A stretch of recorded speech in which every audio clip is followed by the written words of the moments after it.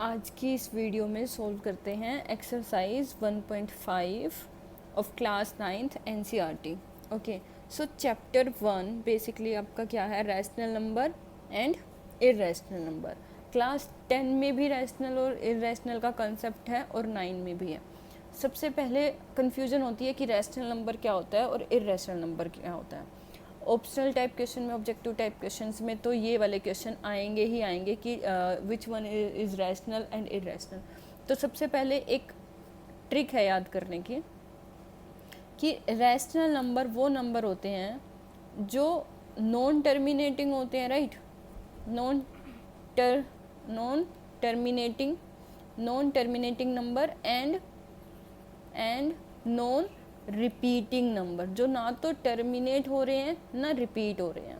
Okay, तो basically students क्या याद कर लेते हैं कि रूट 4 है। अब रूट 4 को देखते ही बोल देते हैं ये इर्रेशनल नंबर होगा, राइट। रूट 4 को देखते ही बोल देंगे कि ये इर्रेशनल नंबर होगा, बट ये रैशनल नंबर है। ओके, अब रूट 8 है, ये इर्रेशनल नंबर है। क्यों? क्योंकि ये परफेक्ट स्क्वायर नहीं है और इस रूट को सोल्व नहीं किया जा सकता। और अगर रूट 8 की पावर 1/3 है ना, तो ये रैशनल नंबर है, क्योंकि अब तो ये रूट से बाहर आ जाएगी ना पूरी वैल्यू। रूट 8 की तो कुछ वैल्यू होती है। क्या वैल्यू होती है रूट 8 की? रूट 8 की पावर 1/3 की क्या वैल्यू होती है? 2, राइट। किसकी पावर 3 है? 8। 2 की पावर 3 है। तो ये होता है रैशनल और इरेशनल। सिंपल सी बात है, जो रूट सोल्व नहीं होते वो इरेशनल नंबर होते हैं। ओके, और ऐसे नंबर जो टर्मिनेट नहीं हो रहे, जो रिपीट नहीं हो रहे, जैसे वो सीरीज जो इसको हम पैटर्न में नहीं लिख सकते, तो ये वाली सीरीज, इस सीरीज को क्या बोलते हैं? Irrational number. लेकिन अगर ये वाला क्वेश्चन पूछा जाए कि ये रैशनल है या इरेशनल है, तो क्या बोलेंगे? ये रैशनल नंबर है, ठीक है ना, ये रैशनल नंबर है। तो अभी एक्सरसाइज 1.5 के क्वेश्चन सोल्व करने हैं। एक छोटा सा इंट्रोडक्शन था बस ये रैशनल और इरेशनल का। तो क्वेश्चन नंबर 1, फर्स्ट पार्ट है 2 माइनस रूट 5। अब देखो, अगर 2 माइनस रूट 5 है तो जो रूट 5 है ये इरेशनल नंबर है ना, इरेशनल नंबर है, राइट। अब इरेशनल नंबर का 5 किसका स्क्वायर रूट होता है? किसी का नहीं होता परफेक्ट, तो लेकिन अप्रोक्स किसका होगा? 2 पॉइंट समथिंग होगा ना, 2 पॉइंट समथिंग होएगा। और वो जो समथिंग वैल्यू है वो ना तो रिपीट हो रही होगी और ना ख़त्म हो रही होगी, राइट। वो नॉन टर्मिनेटिंग और नॉन रिपीटिंग वैल्यू ही होगी रूट 5 की। अगर रूट 5 का तुम स्क्वायर रूट निकालोगे ना, तो वो ऐसी वैल्यू आएगी जो ना तो ख़त्म हो रही है, ना तो टर्मिनेट हो रही है, ना वो वैल्यूज़ रिपीट हो रही है ना। मतलब ना तो हम उसको बार में रिप्रेजेंट कर पा रहे हैं, ना हम उसको किसी P/Q की फॉर्म में लिख पा रहे हैं। तो बेसिकली डेफिनेशन P/Q होती है। अब ये कंसेप्ट देखो, 2 माइनस रूट 5 रैशनल है या इरेशनल है? अगर ये इरेशनल है तो 2 माइनस करने पे क्या हो जाएगा बताओ? 2 माइनस करने पे सिर्फ रियल पार्ट ही तो चेंज होगा, फ्रैक्शनल पार्ट तो सेम रहेगा ना, फ्रैक्शनल पार्ट तो सेम ही रहेगा ना। तो अगर फ्रैक्शनल पार्ट सेम है तो फ्रैक्शनल पार्ट तो फिर भी हमारे पास P/Q की फॉर्म में उसको नहीं रिप्रेजेंट कर सकते ना, तो ये भी क्या होगा? इरेशनल नंबर होगा। ओके, तो कहने का मतलब ये है, ये इतना बड़ा कंसेप्ट इसीलिए समझाया है सो डेट रैशनल इरेशनल समझ आ जाए। बाकी है कुछ नहीं कि रूट 5 इरेशनल है तो 2 माइनस रूट 5 भी इरेशनल होगा। और रूट 5 इरेशनल क्यों है? क्योंकि every number which is not a perfect square और which can not be solved with the roots is known as irrational number. Okay, so question number 1 का सेकेंड पार्ट है। अब देखो, रूट देखते ही ना अपने एग्जाम में टिक मत कर देना इरेशनल, ठीक है ना। रूट देखते ही मत सोल्व कर देना इरेशनल। अब सोचोगे कि मैम ने तो ये बताया था कि जो रूट सोल्व नहीं होते वो तो इरेशनल होते हैं, और टिक कराओगे इरेशनल नंबर। बट इसको सिंप्लीफाई करके तो देख लो, सिंप्लीफाई करके देखेंगे तो ये कैंसिल हो जाएगा, लेकिन हमें मिलेगा तो 3 ना, तो ये क्या हो जाएगा? Rational number. ये इरेशनल नंबर नहीं होता। तो एग्जामिनर सिर्फ ऐसे क्वेश्चंस देके कंफ्यूज करता है जिसमें सिर्फ ओवर कॉन्फिडेंट होके हम आंसर टिक कर देते हैं। ओके, सो 2√7 अपॉन 7√7, राइट, अपॉन 7√7। अब अगर देखें तो ऐसे रूट जो सोल्व नहीं होते इरेशनल में आते हैं, ठीक बात है, लेकिन यहाँ तो √7 से कैंसिल हो जाएगा ना, हमारे पास तो बचेगा ही नहीं ऐसा नंबर। तो आंसर तो हमारा 2/7 है। सिंप्लीफाई करना बहुत ज़रूरी है ना आंसर देने से पहले। तो इसकी वैल्यू तो 2/7 ही होगी ना, तो 2/7 का आंसर क्या होगा, रैशनल नंबर। 2/7 p/q की फॉर्म में ऑलरेडी है, राइट। तो भाई थोड़ा पढ़ने से तो बिल्कुल नंबर नहीं आने वाले, थोड़ा कंसेप्ट समझ के पढ़ोगे तो नंबर आएंगे। ओके, अब ये क्या है, अब रूट में अगर नीचे डेनोमिनेटर आ जाए ना तो मेक श्योर कि तुम उसको रैशनलाइजेशन करके ऊपर ला रहे हो। ओके, क्योंकि जब भी एग्जाम में हम आंसर देते हैं तो सिंप्लीफाई करके आंसर देते हैं। ओके, तो 1/√2 जो है उसका रैशनलाइजेशन करेंगे। रैशनलाइजेशन का मतलब क्या होता है, अगर नीचे सिंपल रूट है ना तो रैशनलाइजेशन का मतलब यही होता है कि उसी से मल्टीप्लाई कर दो, उसी से डिवाइड कर दो। अब अगर तुमने एक्सपोनेंट पढ़े थे, पावर सोल्व करना पड़ा था, तो क्या होता है, √2 का मतलब तो पावर 1/2 होता है, और फिर एक और √2 इसके साथ मल्टीप्लाई हो जाएगी तो पावर 1/2 हो जाएगी, और बेस सेम हो तो पावर ऐड हो जाती है। तो बेसिकली इसका आंसर 2 ही तो होगा। तो याद कर लो भाई कि रूट में अगर दो वैल्यू मल्टीप्लाई हो रही है सेम वैल्यू तो वो पूरी वैल्यू दे देता है। ओके, तो क्योंकि देखो एक चीज़ और बताती हूँ मैं इसका कि √2 इंटू √2 एक्चुअल में क्या होता है, रूट पूरा लग जाता है और 2 इंटू 2 हो जाता है, राइट। फिर ये 2√2 पेयर बन जाता है और एक पेयर बाहर आ जाता है, राइट। अगर √2 और √3 को मल्टीप्लाई, ये कंसेप्ट है सारे, √2 और √3 को मल्टीप्लाई किया जाए तो √6 बनता है, ठीक है ना। तो अगर रूट है मतलब दोनों की पावर 1/2 है तो नंबर्स को मल्टीप्लाई कर सकते हैं, और नंबर सेम है तो वो 1/2 हट जाएगा, पावर हट जाएगा। ठीक है, अब क्वेश्चन पे आते हैं।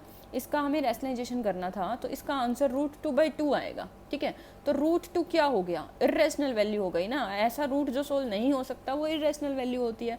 तो इर्रेशनल वैल्यू को 2 से डिवाइड करने पे फर्क नहीं पड़ेगा। सोच के देखो, डेसिमल पॉइंट तो वैसे ही रहेंगे, ना तो ख़त्म होने वाले, ना तो पैटर्न बनने वाले, ना बार बनने वाले, तो वो तो वही रहेंगे ना। वही तो होते हैं जो नंबर को इर्रेशनल बनाते हैं।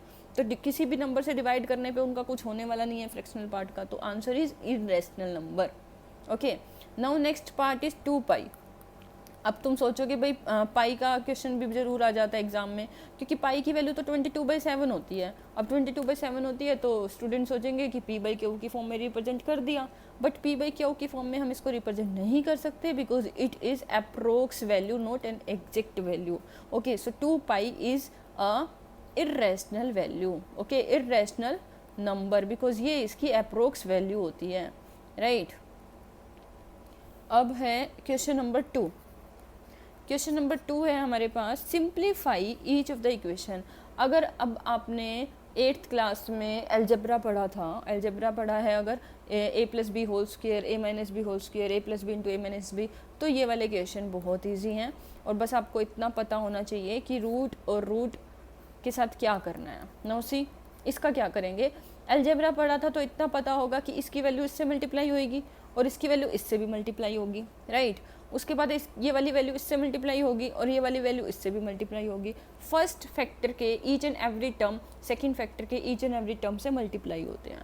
ओके, तो इसको सोल्व करेंगे तो हमारे पास बनेगा 6 + 3√2 + 2√3 + √6।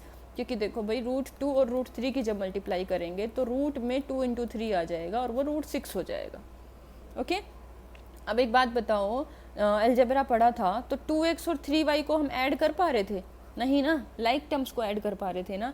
तो ऐसे ही इस केस में होता है, लाइक रूट्स वालों को ही ऐड कर सकते हैं। 2√2 3√2 होता तो 5√2 बन जाता, जैसे लाइक फ्रैक्शन में होता है। ठीक है, तो ये हमारे पास क्या बन जाएगा यहाँ पर, 6 + 3√2 + 2√2। ऐसे कैसे आंसर देना पड़ेगा क्योंकि इसका कुछ नहीं हो सकता आगे। तो यही हमारी सिंप्लीफिकेशन है। ठीक है, अब क्वेश्चन नंबर 2 पार्ट 2, 3 + √3 ब्रैकेट 3 - √3। अब अगर अलजेब्रा याद है, अलजेब्रा अच्छा है, तो a + b और a - b बन रहा है। ठीक है, तो फॉर्मूला क्या बन रहा है, a² - b² बन रहा है। तो a का स्क्वायर क्या होगा 9 माइनस b का स्क्वायर क्या होगा, √3 का स्क्वायर क्या होगा, √3 की पावर 1/2 का स्क्वायर, राइट। क्वेश्चन कर रहे थे ना एक्सपोनेंट में, वीडियो भी देखी एक्सपोनेंट की। 3 की पावर 1/2 का स्क्वायर क्या होगा, पावर से पावर मल्टीप्लाई, 2 से 1/2 cancel, answer is 3। So 9 - 3 answer is 6। Done simplification. Root में कुछ नहीं है भाई, पावर 1/2 है। अगर एक्सपोनेंट अच्छे से आता है तो ये सारे क्वेश्चन ईजी हैं। Okay, now part number 3, √5 + √2। अब √5 + √2 का स्क्वायर करना है। तो देखो भाई a प्लस बी का होल स्क्वायर है, a प्लस बी का होल स्क्वायर ही तो है और कुछ भी नहीं है। अब a प्लस बी का होल स्क्वायर क्या होता है बोलो, a square plus b square plus 2ab। Now it is so easy, a का स्क्वायर रूट 5, किसी भी रूट का स्क्वायर करने पे रूट से स्क्वायर रूट कट जाता है, याद रखना स्क्वायर रूट और स्क्वायर कट जाते हैं। ओके अब वो कटते क्यों हैं, क्योंकि पावर 1/2 इंटू पावर 2 कट जाती है। तो ये हो जाएगा 5 plus 2 plus 2 into root 5 into root 2, right, 2 into root 5 into root 2। और बताया ना अभी कि दोनों की पावर 1/2 है, अगर पावर सेम होती है तो बेस को मल्टीप्लाई किया जा सकता है। तो ये हो जाएगा 7 plus 2 root 10। Done done. Now next part,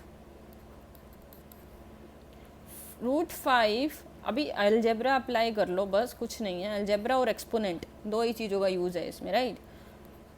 use तो रेशनल का भी है बट इस क्वेश्चन में तो सिर्फ यही यूज़ हो रहा है। Okay now this is the formula of a minus b into a plus b, right. Now a minus b into a plus b is a square minus b square. So a square is simply 5, b square is simply 2. So answer is 3. So easy, right? Now question number 3 is saying pi is defined as the ratio of circumference to the radius to the quantity factor. Pi is a irrational number. How you will resolve this contradiction? This is your homework. You can search on Google and you can do it, right? I have told you that pi is equal to 22/7 and 22/7 is not the exact value, it is some decimal non-repeating non-terminating value. Okay, so it is irrational number. Now represent this on number line 9.3.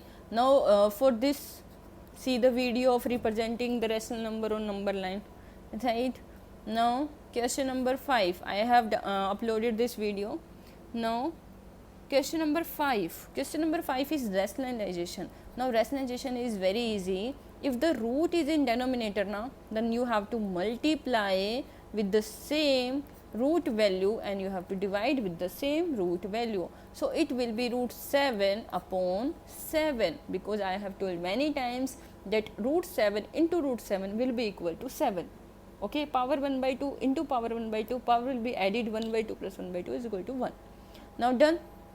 It was the easiest question. Now question number 5 part 2, okay, not sixth question, part 2. Now see, here is the important rationalization, okay, because this rationalization was easy, only one number is there na, only one number is there, you are multiplying and dividing by the number. अब इस राइजेशन में क्या होता है कि sign change करते हैं, okay, minus है तो प्लस करते हैं, प्लस है तो माइनस करते हैं, और सेम वैल्यू से मल्टीप्लाई और डिवाइड करते हैं, राइट। अगर वहाँ माइनस था तो मुझे करना है +6 से, ओके, तो यहाँ पर +6 से मैं करूँगी वैल्यू, इसको बोलते हैं रैशनलाइजेशन। अब इसके बाद क्या स्टेप है, जो आपने ऊपर वाले क्वेश्चन सोल्व करे हैं ना, क्वेश्चन नंबर 2, उस क्वेश्चन नंबर 2 में ऐसे क्वेश्चन सोल्व किए हैं ना, this a minus b into a plus b किए है ना, a minus b into a plus b solve करा है अभी, a² माइनस बी स्क्वायर का फॉर्मूला लग जाएगा, हो गया। तो यहाँ पर क्या आएगा, ये एक फैक्टर है, यहाँ एक फैक्टर है रूट 7 प्लस रूट 6, ओके, ये आपका न्यूमरेटर आ जाएगा। अब डेनोमिनेटर में देखो, अलजेब्रा ढूंढो, a minus b into a plus b, so a² minus b square, so 7 minus 6 is equal to 1, so our answer is root 7 plus root 6। Done, easy. Now question number 5 part 3, okay, part 3 is same.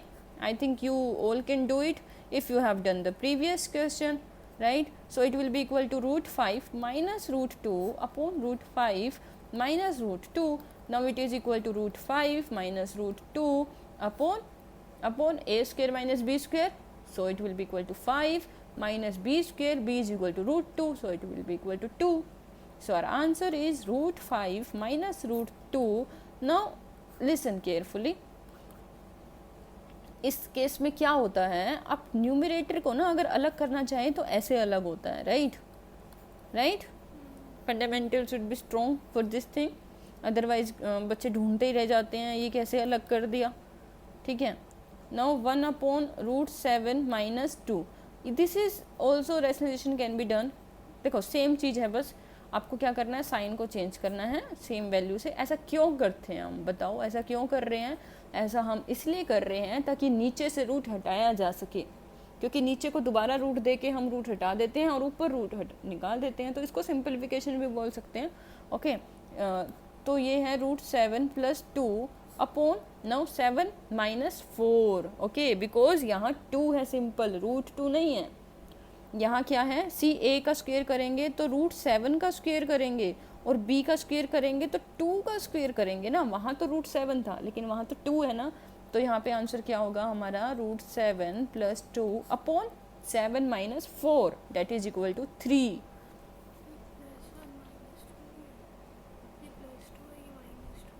This is -2। जब rationalisation करा तो इस minus का plus हो गया, ठीक है। जब साइन चेंज करते हैं, तो जब रैशनलाइजेशन करते हैं ना, तो डेनोमिनेटर वाले का साइन चेंज करते हैं, और चेंज वाला साइन ही न्यूमरेटर में रखते हैं और डेनोमिनेटर में रखते हैं, राइट। यहाँ देखो √7 - 2 था, ठीक है ना, तो √7 क्या कट सकते हैं, no no no no no no, see ये क्या है, देखो यहाँ पे 7 - 2 इंटू 7 + 2 है, तो भाई ये मल्टीप्लिकेशन में है ना, ये कैसे कटेंगे, ये मल्टीप्लिकेशन में है, ये वैल्यू एक्चुअल में दोनों मल्टीप्लाई हो रही है ना। अगर ये ऐसे होता √7 - 2 + √7 + √2, तो ये कट सकते हैं, right. These are 2 factors actually, so इसीलिए तुम इसको ब्रैकेट लगा सकते हो, अदरवाइज ये भी कर सकते थे, नहीं, ये तो फैक्टर हैं, ठीक है ना, ये दोनों फैक्टर्स हैं, ये दोनों प्लस माइनस नहीं है, जो साइन चेंज हो तो वो हो जाएंगे, राइट।